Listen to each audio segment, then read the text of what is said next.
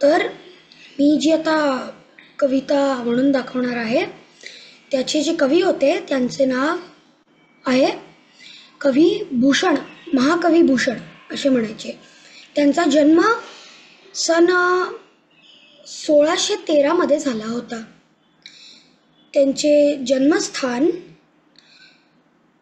तिकवापूर होते.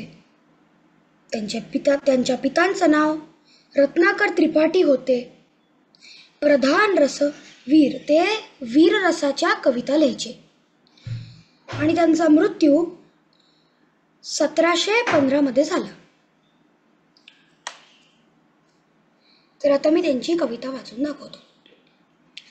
इंद्रजिमी जंब पर बाड़वस जो अंब पर, रावण सा दंब पर रघुकुल राज है, पौनवरी वाह पर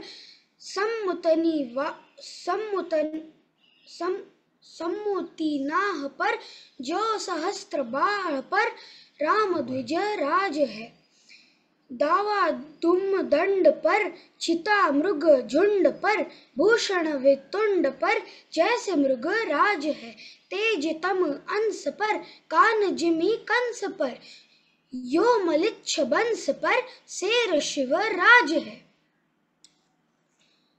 हरिओम.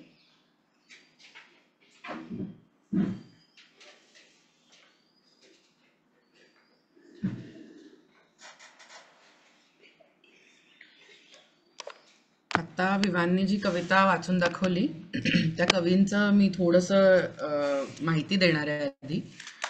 हे कवी भूषण यांनी ही रचलेली कविता होती. कवी भूषण यांचं नाव खरं कवी भूषण असं नव्हतं. त्यांचं नाव माहिती नाही आहे कोणालाच, पण चित्रकूटाच्या रुद्र प्रताप यांनी या कवींना कवी भूषण अशी उपाधी दिली होती. हे 1613 ते 1715 या काळातील 3 प्रमुख कवींपैकी एक होते आणि यांच्या संग्रहामध्ये शिवराज भूषण, शिवा बावजी आणि छत्रसाल दशक अशी प्रमुख काव्य आहेत.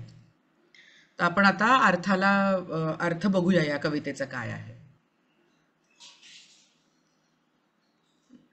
तर इंद्रजिमी जंभपर म्हणजे काय की इंद्राने जसा वज्राने जंभासुराचा वध केला त्यानंतर पुढे काय आहे बाड व अंबपर म्हणजे जसा बडवानल म्हणजे महाप्रचंड अग्नी जसं समुद्राचे पाणी जाळतो, श्रीरामांनी जसा कपटी रावणाचा वध केला त्यानंतर जसा ढगांवर वायूचा वेग परिणाम करतो म्हणजे कसा जितका वायू जोरात तसे तो ढग हलवतो आणि त्याच्यानंतर पाऊस पडतो, त्यानंतर जसा शिवाने रतीचा पती म्हणजे कामदेव यांना जसं भस्म केलं शंकराने, जसं सहस्त्रबाहू राजा याला परशुरामांनी आक्रमण करून मारलं होतं, जसा जंगलामध्ये अग्नी पसरला तर तो काही काळातच संपूर्ण जंगलाचा नायनाट करतो, त्यानंतर जसा जंगलाचा राजा सिंह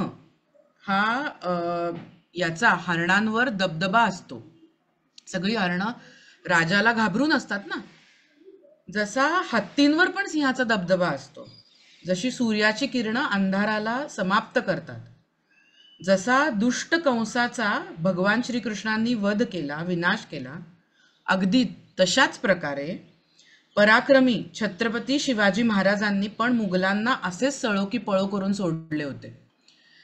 मुघलांना पण त्याच प्रकारे जसं हरणांना सिंहाची भीती वाटते किंवा जसं सिंहाचा दबदबा असतो तसंच मुघलांना पण शिवाजी महाराजांची प्रचंड भीती वाटत होती. अशा प्रकारे यांनी हे काव्य रचलेलं आहे आणि असा ह्याचा अर्थ आहे. हरिओम.